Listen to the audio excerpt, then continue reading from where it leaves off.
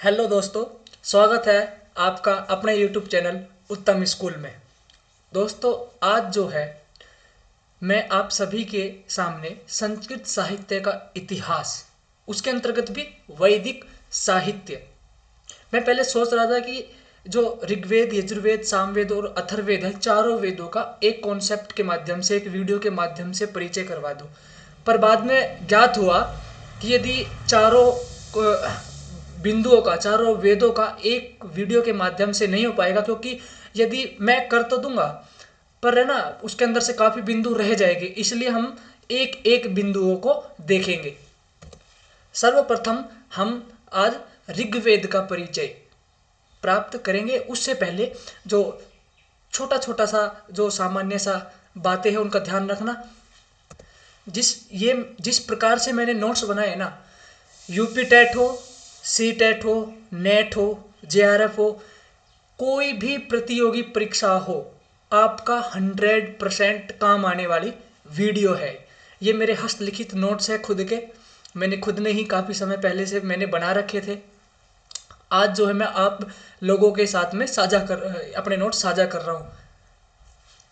हम प्राय ये देखते हैं कि हम यदि किसी मित्र से, किसी बंधुओं से अपने नोट्स मांगते हैं कि भाई नोट्स दे दे पढ़ने के लिए, तो वो नट जाता है, वो मना कर देता है कि भाई मेरे पास नोट्स नहीं है, तब भी उसके पास नोट्स होते हैं। पर मैंने सोचा कि ये यदि मेरे नोट्स किसी के काम आ जाए, ठीक है ना, कोई मेरे नोट्स से पढ़ करके कोई प्रतियोगिता परीक्षाएं पास कर ले, तो सबसे और इससे खुशी की बात और मेरे लिए क्या ही होगी। चलो अभी अपने बिंदुओं को शुरू करते हैं। सर्वप्रथम हम देखेंगे संस्कृत साहित्य का इतिहास। उसके अंतर्गत भी हम सबसे पहले देखेंगे वैदिक साहित्य। तो ये देखो, वेद शब्द जो है घय प्रत्यय, विद धातु से घय प्रत्यय करने पर वेद शब्द बना।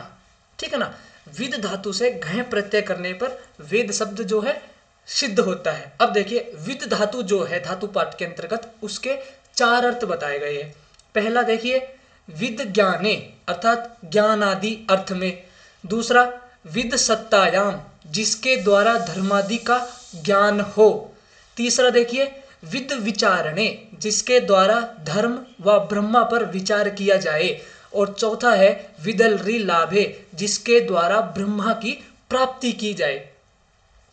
एक एक बिंदुओं को आप अपने है ना, इनको लिख लेना। बहुत ही महत्वपूर्ण नोट्स मैं आप सभी के सामने लेकर के आया हूं। एक एक बिंदु आपको यह वीडियो देखने के बाद में कुछ और पढ़ने की आवश्यकता है ही नहीं। यदि आपने ये नोट्स अपने नोट्स के अंतर्गत लिख लिया, कहीं भी आपको जाने की जरूरत नहीं है। बहुत ही महत्वपूर्ण तरीके से मैंने आपके समझाया है, और जो मोस्ट इंपॉर्टेंट जो बातें हैं उनको हाईलाइट भी किया है। तो ठीक है ना। अब ये देखिए, वेदो अखिलो धर्म मूलम, ये कहाँ का वचन है? ये है मनुस्मृति का वचन। कई प्रतियोगी परीक्षाओं, नेट, जेआरएफ में या कहीं भी टेट में, ठीक है ना, टीजीटी पीजीटी की एग्जामों में कई बार पूछा गया है कि वेदो अखिलो धर्म मूलम, ये किसका वचन है? तो ये है मनुस्मृति का वचन। अब आप देखिए, वेद जो है, सबको पता है वेद है चार। कौन सा? ऋग्वेद, यजुर्वेद, सामवेद और अथर्ववेद। ठीक है ना, वेद हो गए हमारे चार। अब देखो, वेद व्यास ने चारों वेदों का विभाजन किया। ठीक है ना, ये भी क्वेश्चन कई बार आया हुआ है कि चारों वेदों का विभाजन किसने किया है? तो ध्यान रखना, वेद व्यास ने ही चारों वेदों का विभाजन किया हुआ है।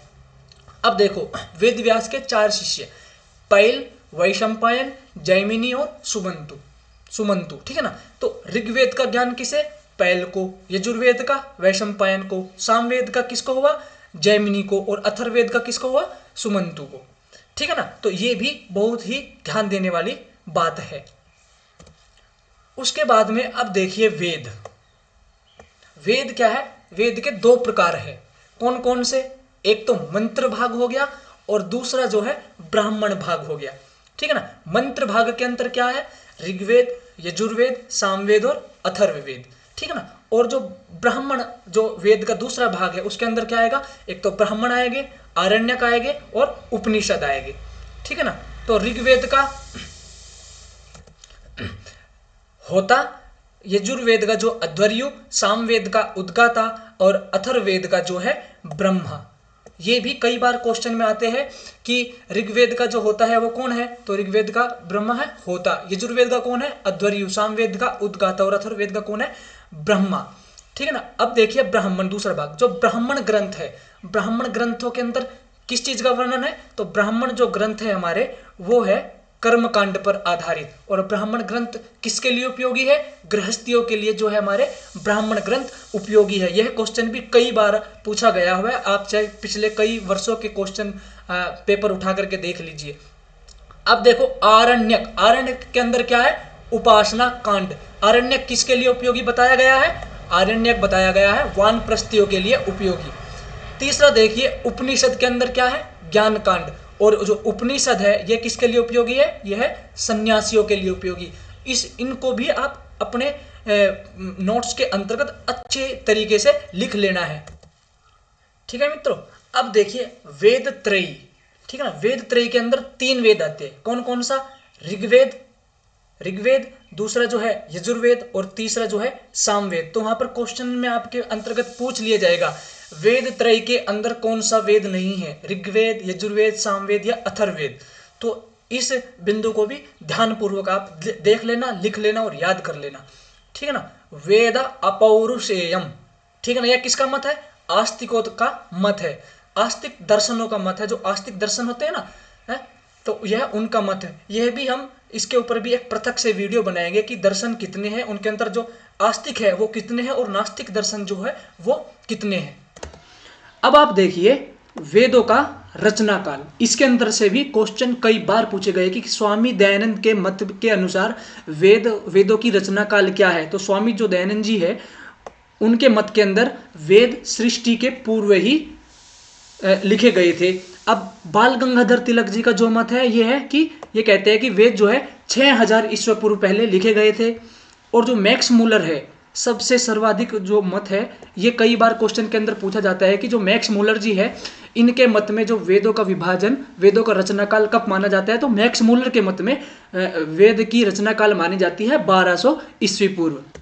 तो दोस्तों ये वैदिक साहित्य का एक छोटे से कॉन्सेप्ट के माध्यम से मैंने आप सभी को समझाया। आशा करता हूँ आप सबको समझ भी आया होगा और इसी प्रकार से आप भी नोट्स बनाइए। आपके आने वाली महत्वपूर्ण परीक्षाओं में ये नोट्स उपयोगी रहेंगे।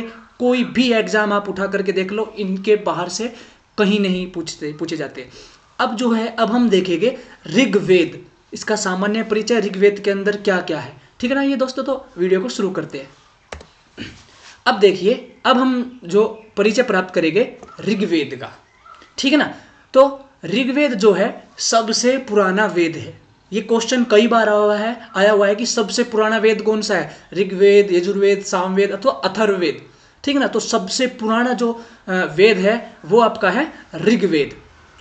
दूसरा बिंदु देखिए, पतंजलि ने ऋग्वेद की 21 शाखाएं बताई है महाभाष्य में।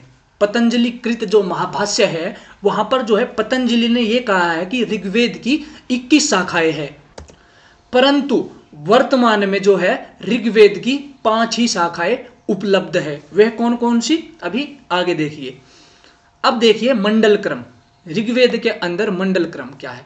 ऋग्वेद में जो है 10 मंडल है, 85 इसके अंतर्गत अनुवाक है, 1028 सूक्त है और मंत्रों की जो संख्या है 10,580। ठीक है ना। और 1/4 इसके अंतर्गत मंत्र है।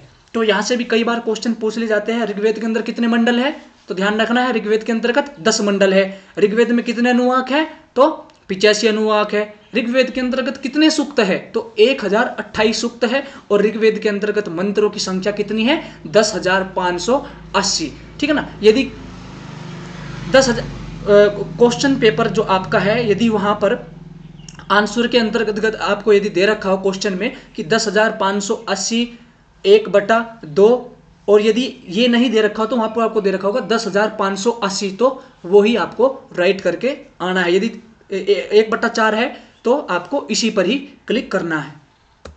अब देखिए जो ऋग्वेद का जो प्रथम मंत्र है वह कौन सा है, ऋग्वेद का जो प्रथम मंत्र है ये अग्निमीडे पुरोहितम, ये भी कई बार प्रतियोगी परीक्षाओं के अंतर्गत पूछा गया है। नेट, जेआरएफ इत्यादि सभी परीक्षाओं के अंतर्गत से ये पूछा गया है। मैं इसलिए इन परीक्षाओं का, इन उपयोगी परीक्षाओं का आपके सामने बता रहा हूं कि ये महत्वपूर्ण, बहुत ही महत्वपूर्ण बिंदु है बंधुओं। बता दूं कि इन बिंदुओं को आप हल्के में ना ले, कई क्वेश्चन इनके अंतर्गत से पूछे जाते हैं, ठीक है ना। तो लगभग बहुत विद्यार्थी, बहुत स्टूडेंट है जो ये सोचते हैं कि इतने छोटे छोटे बिंदु के अंतर्गत नहीं पूछे जाते, परंतु बड़ी बड़ी प्रतियोगी परीक्षाओं के अंतर्गत इन्हीं के अंदर से बहुत ही क्वेश्चन पूछे जाते हैं, ठीक है ना। और छोटे बिंदु छोड़ करके जो हम ये छोड़ देते हैं कि छोटे बिंदु है, और एग्जाम के अंदर फिर हमारी लग जाती है वाट, ठीक है ना। तो ऋग्वेद का जो प्रथम मंत्र हो गया वो है अग्निमीडे पुरोहितम, और ऋग्वेद का जो अंतिम मंत्र है ये भी कई बार क्वेश्चन किया गया है। ऋग्वेद का अंतिम मंत्र कौन सा है? तो ऋग्वेद का अंतिम मंत्र है समानी व आकुति समाना हृदयानि व समानमस्तु वो मनो यथा वासो सहासति, ठीक है ना। अगला बिंदु देखियो, महिला ऋषिकाएं, ठीक है ना। कुल 21 महिला ऋषिकाओं का वर्णन ऋग्वेद के 10वें मंडल के अंतर्गत किया है। कौन कौन सी? लोपमुद्रा, शर्मा, यमी, नदी, सूर्या और उर्वशी, इन सभी जो महिलाओं का, महिला ऋषिकाओं का जो वर्णन है ये कहां पर है? ऋग्वेद के 10वें मंडल के अंतर्गत। इसके अंदर से भी बहुत ही क्वेश्चन किए जाते हैं। मैं आपके सामने वो ही बिंदु लेकर के आया हूं जिनके अंदर से क्वेश्चन बहुत बार किए गए हैं, ठीक है ना। इसके बाहर से कुछ भी नहीं आता, सब कुछ यहीं से। अब देखिए, जो दो देवता है ये 3 प्रकार के हैं। किसके मत में? यास्क आचार्य के मत में। वो भी आगे मैं लेकर के, हर बिंदु मैंने बहुत ही विस्तार पूर्वक लिखा है। अब देखिए देवताओं की संख्या जो है, पहला कौन है? पृथ्वी स्थानीय देवता, दूसरा अंतरिक्ष स्थानीय देवता, और तीसरा जो है द्यू स्थानीय देवता।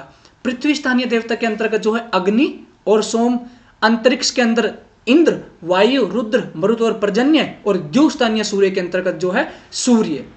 सभी बिंदु ध्यान पूर्वक सुने और इनको लिख ही लो, कुछ नहीं आएगा बाहर से, सब कुछ यहीं से आता है।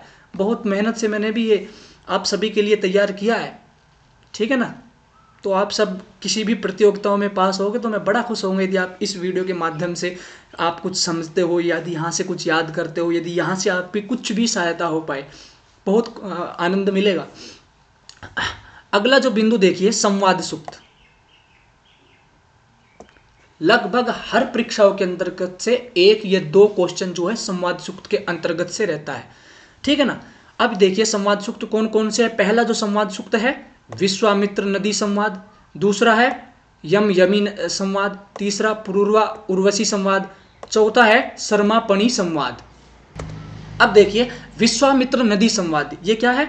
विपाशा और शुतुद्री नदी का मानवीकरण इसके अंदर से किया गया है, ठीक है ना। और जो संवाद है, सब लगभग यही सोचते हैं कि भाई जो संवाद है वो ऋग्वेद के 10वें मंडल के अंतर्गत से ही सारे के सारे संवाद है। नहीं, यह क्वेश्चन इसलिए फंसाने के लिए यह क्वेश्चन कई बार किया जाता है कि क्योंकि लगभग सारे के सारे जो संवाद है वो 10वें मंडल के अंतर्गत है, और एक विश्वामित्र नदी जो संवाद है ये ऋग्वेद के 3रे मंडल के अंतर्गत है। ये देखिए ऋग्वेद के 3रे मंडल में कौन सा संवाद है? विश्वामित्र नदी संवाद। तो ये बहुत ही ध्यान देने की बात है। अगला संवाद देखिए, यम और यमी संवाद। यम और यमी, बहन होती है यमी और भाई है यम। तो यमी अपने भाई को अपने साथ समागम हेतु कहती है कि मेरे साथ समागम करो। तो उनका संवाद है जो ऋग्वेद के 10वें मंडल के अंतर्गत है, और उसका क्या नाम है? यम यमी संवाद। अगला संवाद देखिए, पुरूर्वा उर्वशी संवाद। उर्वशी एक अप्सरा है और पुरूर्वा एक लौकिक राजा है, तो उनका संवाद भी एक महत्वपूर्ण संवाद है। और ये संवाद कहां पर है दोस्तों? ये संवाद भी ऋग्वेद के 10वें मंडल के अंतर्गत है। अगला संवाद देखिए, शर्मापणी संवाद। शर्मा आर्यों की जो दूत थी और पणी आर्यों की गायों के अपहर्ता थे, ठीक है ना। तो शर्मा जो है शर्मा आर्यों की दूत, और पणी कौन है? आर्यों के गायों के अपहर्ता थे, जो आर्यों की गायों को चुरा ले जाते थे, और शर्मा उनकी रक्षा करती थी। किनसे? पणियों से। तो यह संवाद भी शर्मापणी संवाद के नाम से विख्यात है। और यह संवाद कहां पर है? यह संवाद ऋग्वेद के 10वें मंडल के अंतर्गत है। ठीक है ना। तो आपको यहाँ पर ये विश्वामित्र नदी संवाद ये तो बिल्कुल ही याद कर लेना है कि ये ऋग्वेद के तीसरे मंडल के अंतर्गत है। कौन सा संवाद? विश्वामित्र नदी संवाद, ठीक है ना। अगला बिंदु देखिए, ऋग्वेद के प्रमुख देवता इंद्र है। जो ऋग्वेद है इसके जो सर्वाधिक प्रमुख देवता है वो कौन है? इंद्र है, ठीक है ना। और इंद्र पर 250 सूक्त और अग्नि पर जो है 200 सूक्त, ये देखो मैंने हाइडलाइन भी कर रखा है, और सोम पर 150 सूक्त मिलते हैं। यह यहाँ पर से यह क्वेश्चन भी कई बार प्रतियोगी परीक्षाओं नेट, जेआरएफ इत्यादि के, सीटेट आपकी जो राजस्थान में रीट होती है, कई महत्वपूर्ण परीक्षाओं के अंतर्गत यहाँ से भी पूछा जाता है कि ऋग्वेद के जो प्रमुख देवता कौन से हैं। ऋग्वेद के प्रमुख देवता है इंद्र। इंद्र पर कितने सूक्त है? यह क्वेश्चन भी कई बार आया हुआ है कि 250 सूक्त, सर्वाधिक जो सूक्त है इंद्र पर ही है। अग्नि पर 200 सूक्त है और सोम पर 120 सूक्त प्राप्त होते हैं। उसके बाद देखिए, वेदों का सामूहिक देवता जो है वो है आदित्य, ठीक है ना। वेद जो है इनका जो सामूहिक देवता है वो कौन सा है? आदित्य। ये क्वेश्चन भी आया हुआ है कई बार कि वेदों का जो सामूहिक देवता है कौन सा है? आदित्य, वरुण, प्रजापति या हिरण्यगर्भ। तो ध्यान रखना है, आदित्य जो है वेदों का सामूहिक देवता है। अब मैंने आपको ऊपर एक बात बताई थी कि भाई पतंजलि के अनुसार ऋग्वेद की 21 शाखाएं हैं, परंतु वर्तमान में 5 ही उपस्थित है, ठीक है ना, मान्य है। तो किसके मत में है जो 5 शाखाएं जो अभी है वो है चरण व्यूह के अनुसार जो है ऋग्वेद की अभी 5 शाखाएं हैं। कौन कौन सी 5 शाखाएं? ये देखिए, पहली शाकल, वास्कल, आश्वालायन, सांख्यायन और मांडुक्य, ठीक है ना। वर्तमान में ऋग्वेद की 5 ही शाखाएं हैं और पतंजलि के अनुसार ऋग्वेद की 21 शाखाएं हैं। ये भी कई बार यहाँ से क्वेश्चन पूछे जाते हैं। बड़े ही महत्वपूर्ण जो बिंदु है मैं आप सभी के सामने लेकर के आया हूँ, आपकी 100% यहाँ से हेल्प होने वाली है। अब देखिए दोस्तों, वैदिक देवता जो विचार, ठीक है ना। देव शब्द वेदों में सर्वोत्कृष्ट तत्व के रूप में परिलक्षित है। आपको है ना इसी प्रकार से नोट्स बना लेने हैं और रोज 1 या 2 बार आपको एग्जाम से पहले आपको देखना, आपकी जरूर 100% हेल्प होने वाली है दोस्तों। अब देखो, आचार्य यास्क के अनुसार देवोदानादवा, दीपनादवा, द्योतनादवा, द्युस्थानो भवति। आचार्य जो यास्क है उनके अनुसार 3 प्रकार के जो देव है, पृथ्वी स्थानीय, द्युस्थानीय और अंतरिक्ष स्थानीय, ठीक है ना। ये देखो यास्क के मत में जो है 3 प्रकार के देव है। अब देखो पृथ्वी स्थानीय जो देव है कौन कौन से? एक तो अग्नि पृथ्वी स्थानीय, सोम भी पृथ्वी स्थानीय, पृथ्वी और बृहस्पति भी पृथ्वी स्थानीय, त्वष्टा भी पृथ्वी स्थानीय और प्रजापति भी पृथ्वी स्थानीय। अगला देखिए अंतरिक्ष स्थानीय, इंद्र। कई बार क्वेश्चन आया है इंद्र, अग्नि और सूर्य के अंतर्गत से कि इंद्र कौन से किसके देवता है, कौन से स्थान के देवता है, ठीक है ना। अग्नि कौन से स्थान के देवता है, तो याद कर लेना है। अंतरिक्ष, इसलिए मैं सभी जो भी पूछे गए हैं आज तक सभी को मैंने एक क्रम के अंतर्गत रख दिया कि भाई कौन सा किसके अंतर्गत है। अब देखिए अंतरिक्ष, इंद्र अंतरिक्ष स्थानीय, मरुत भी अंतरिक्ष स्थानीय, रुद्र, वायु, पर्जन्य, मातरिश्वन, ये सब है अंतरिक्ष स्थानीय देवता। किसके मत में? यास्क जी के मत में। अब देखिए द्यू स्थानीय देवता कौन कौन से है? सूर्य, कई बार क्वेश्चन में आया है कि सूर्य के कौन से स्थान के देवता है? सूर्य, वरुण, विष्णु, अश्विनौ, पूषा, अर्यमा व उषा। तो ये जो है यास्क के मत में 3 प्रकार के देवता हो गए, पृथ्वी स्थानीय, अंतरिक्ष स्थानीय और द्यू स्थानीय। और कौन कौन से पृथ्वी स्थानीय है, कौन कौन से अंतरिक्ष स्थानीय और कौन कौन से द्यू स्थानीय है। अगला बिंदु देखिए, ये देखिए पृथ्वी स्थानीय में अग्नि, अंतरिक्ष स्थानीय में इंद्र तथा द्यू स्थानीय देवताओं में सूर्य प्रमुख है। ये मैंने इसलिए यहां पर लिख दिया क्योंकि ये तीन 100% तीनों में से एक ना एक क्वेश्चन जरूर आता है, तो इसलिए मैंने इसका एक अलग बिंदु रख दिया। इसको भी आपको नोट्स कर लेना है। अगला बिंदु देखिए, ऋग्वेद में देवताओं की संख्या जो है 33 है। ऋग्वेद जो है इसके अंतर्गत जो देवताओं की संख्या बताई गई है दोस्तों 33 बताई है। अब 33 देवता कैसे हो गए, आओ देखते हैं। शतपथ ब्राह्मण के अनुसार 8 वसु, 11 रुद्र, 12 आदित्य तथा इंद्र व प्रजापति मिलाकर के 33 देवता हो गए, ठीक है ना। तो आपसे पूछेगा कि शतपथ ब्राह्मण के अनुसार कितने प्रकार के देवता है, ठीक है ना। तो वहां पर यह भी पूछ लेगा कि वसु की संख्या कितनी है, रुद्र कितने हैं, आदित्य कितने हैं, ठीक है ना। इस प्रकार के भी क्वेश्चन आए हुए हैं।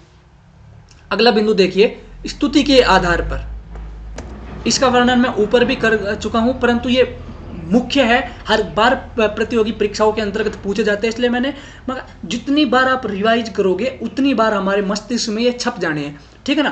तो छपवाई देने आपके मस्तिष्क में बिल्कुल। अब देखो, स्तुति के आधार पर इंद्र के 250 सूक्त है, ठीक है ना, ऋग्वेद में। अग्नि पर 200 सूक्त है और सोम पर 120 सूक्त प्राप्त होते हैं, ठीक है ना। तो अब देखिए दोस्तों, अगला बिंदु देखेंगे अब हम। ये देखो, ऋग्वैदिक देवताओं का परिचय, ठीक है ना। अब हमने देवता पढ़ लिया कि भाई ये जो 33 प्रकार के देवता है, द्युस्थानीय, यास के मत में जो है 3 प्रकार के देवता है, द्युस्थानीय, पृथ्वी स्थानीय और अंतरिक्ष स्थानीय। अब उन देवता जो ऋग्वेद के जो मुख्य देवता है, इनके अंदर से भी कई बार क्वेश्चन आए हैं, इसलिए मैं एक एक देवताओं का अलग से कॉन्सेप्ट आप सभी के सामने लेकर के आया हूं, और जो मोस्ट इंपोर्टेंट बात है उसको मैंने हाईलाइट भी किया है। अब सर्वप्रथम हम देखेंगे अग्नि। पृथ्वी स्थानीय देवताओं में अग्नि प्रमुख है, ठीक है ना। ऋग्वेद के 20 सूक्तों में इसका वर्णन है, ठीक है ना। यह यज्ञ का पुरोहित एवं प्रधान देवता है। कौन? अग्नि जो है यज्ञ का पुरोहित और प्रधान देवता है। क्वेश्चन आ जाता है कई बार, यज्ञ का पुरोहित कौन है? अग्नि, इंद्र, सोम, वायु, कौन है? तो उत्तर में, आंसर में आपका आना चाहिए कि जो अग्नि है यज्ञ का पुरोहित है। अगला देखिए, दैनिक कार्यों में प्रयोग करने के कारण इसे गृहपति, दैनिक कार्यों में ये रोज प्रयोग होती है, हमारा खाना वाना इत्यादि बनता है, विश्वपति कहा जाता है, ठीक है ना। और यज्ञ के साथ संबंध होने से इसको कहते हैं धृतपृष्ठ, घृतमुख और घृतलोम। यज्ञ के साथ संबंध होने से इसको घृतपृष्ठ, घृतमुख, घृतलोम। और अग्नि के जो अन्य नाम है, जातवेद, कविक्रतु, घृतलोम। यहां से भी कई बार क्वेश्चन किए गए हैं कि जातवेद किसका अन्य नाम है, कविक्रतु किसका है, घृतलोम किसका है, ठीक है ना। यदि आपने पिछले कई वर्षों के क्वेश्चन ना देखे हो तो एक बार आप क्वेश्चन आप देखोगे ना, तब आपको पता चल जाएगा कि जो है उत्तम ने सब कुछ वो ही बिंदु पढ़ाए हैं जो कई बार एग्जाम के अंदर पूछे गए हैं, ठीक है मित्रों। अब हम अगला देखते हैं इंद्र। ऋग्वेद के जो अगले देवता है इंद्र। अब देखिए, वैदिक आर्यों का सर्वाधिक प्रिय देवता जो है इंद्र है, और इंद्र पर कितने सूक्त में वर्णन किया है ऋग्वेद में? 250 सूक्तों पर इंद्र का वर्णन है। अब देखिए, वैदिक साहित्य में इंद्र युद्ध के देवता के रूप में ख्याति प्राप्त है। वैदिक साहित्य जो है उसके अंदर इंद्र को युद्ध के देवता के रूप में ख्याति प्राप्त है।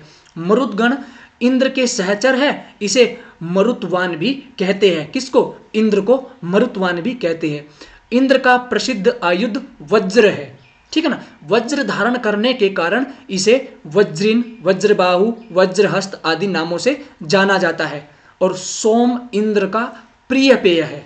ये क्वेश्चन भी कई बार आया है कि इंद्र का जो प्रिय पेय है कौन है, तो सोम जो है इंद्र का प्रिय पेय है। इंद्र के प्रमुख विशेषण, यहां से भी क्वेश्चन हर बार आते हैं कि इंद्र के जो प्रमुख, शतक्रतु किसे कहा जाता है, ठीक है ना, मघवा किसे कहा जाता है, दस्योरहंता किसे कहा जाता है, तो ये सब इंद्र के ही अपर नाम है। आप ध्यान से देखिए और ध्यान से इनको लिख करके याद भी कर लीजिए। अब देखिए, ऋग्वेद के जो अगले देवता है वो है वरुण, ठीक है ना। वरुण जो है ऋग्वेद में नैतिक प्रशासन के रूप में प्रसिद्ध है। कठोर नियम के कारण इसको धृत व्रत भी कहते हैं। किसको? वरुण को। किसके कारण? कठोर नियम के कारण इसको धृतवर्ण भी, व्रत भी कहते हैं। धर्म के विपरीत चलने वालों को वरुण दंड देता है। नेट जेआरएफ की नेट में कई बार पूछा है, 2017 में भी मेरे हिसाब से 2017 में ये क्वेश्चन किया है, और 16 में किया है, और 13 के अंतर्गत यह क्वेश्चन किया हुआ है, ठीक है ना। वरुण के प्रमुख जो विशेषण है, असुर, क्षत्रिय, उरुशंस, दूत दक्ष और स्वराट जो है वरुण के प्रमुख विशेषण है। अब अगला देवता देखिए, विष्णु। विष्णु शब्द विष धातु से बना है, जिसका अर्थ है व्यापनशील, ठीक है ना। द्युस्थानीय विष्णु का ऋग्वेद के 5 सूक्तों में ही वर्णन है, ठीक है ना। विष्णु का जो है 5 सूक्तों में ही वर्णन है। कहां पर? ऋग्वेद में। 3 चरण त्रिविक्रम प्रमुख विशेषता है किसकी? विष्णु की। क्यों? क्योंकि इसने संपूर्ण लोक को 3 पगों में नाप दिया जाता था, इसलिए इसका त्रिविक्रम भी कहा जाता है। कई बार क्वेश्चन आया हुआ है त्रिविक्रम। मैं आपको बताऊं 2017, 16 और 13 के अंतर्गत यह क्वेश्चन पूछा गया कि त्रिविक्रम किसका अपर नाम है? तो त्रिविक्रम जो है विष्णु का अपर नाम है। शाकपुणी के मत में सूर्य के 3 लोक, पृथ्वी, अंतरिक्ष और द्युलोक विष्णु के 3 पाद है। ठीक है ना। अब देखिए, गति विशिष्ट होने के कारण उरुगाया, उरुक्रम, विष्णु उरुक्रमः और विक्रम है। ठीक है ना। गति विशिष्ट होने के कारण इसका जो अपर नाम है उरुगाया भी किसका अपर नाम है? विष्णु का। उरुक्रम भी विष्णु का और विक्रम भी। यहां से भी क्वेश्चन पूछे जाते हैं। अब देखिए, प्रमुख जो विशेषण, विक्रम कौन किसका अपर नाम है? विशेषण है विष्णु का। भीम भी विष्णु का। कुचर और वृष्ण और गिरिष्ठा इत्यादि जो ये अपर विशेषण है ये किसके हैं? विष्णु के हैं। अब देखते हैं अगले जो देवता है ऋग्वेद के हमारे, वो है सोम। संपूर्ण नवमंडल में सोम स्तुति हुई है। ठीक है ना। मोस्ट और इंपोर्टेंट क्वेश्चन है। ठीक है ना। ऋग्वेद के 9वें मंडल में किसकी स्तुति हुई है? इंद्र, अश्विन, उषस या सोम? तो ध्यान रखना है, ऋग्वेद के जो 9वां मंडल है उसके अंदर संपूर्ण नवमंडल में सोम की स्तुति हुई है। और जो सोम इंद्र का प्रिय पेय है। ठीक है ना। इंद्र जो अभी हमने देवता पढ़ा, वहां पर हमने पढ़ा कि इंद्र का जो प्रिय पेय है वो है सोम। अब सोम के अंदर देखो, सोम जो है इंद्र के प्रिय पेय है। वाणी को शक्ति प्रदान करने के कारण इन्हें वाचस्पति कहा जाता है। वाणी को शक्ति प्राप्त करते हैं कौन? सोम, इसलिए इनको क्या कहा जाता है? वाचस्पति। प्रमुख विशेषण देखो, वनस्पति, वाचस्पति, उरुशंस, विश्वजित, सहस्त्रधार, पवमान और अमृत। ठीक है ना। ये सोम के विशेषण हैं। अगले जो देवता है हमारे वो है अश्विन। मधु इनका प्रिय पेय पदार्थ है। किनका? अश्विनों का। अश्विन जो देवता है इनका मधु इनका प्रिय पदार्थ है, अतः ये माधवी, मधु युवा भी कहा जाता है।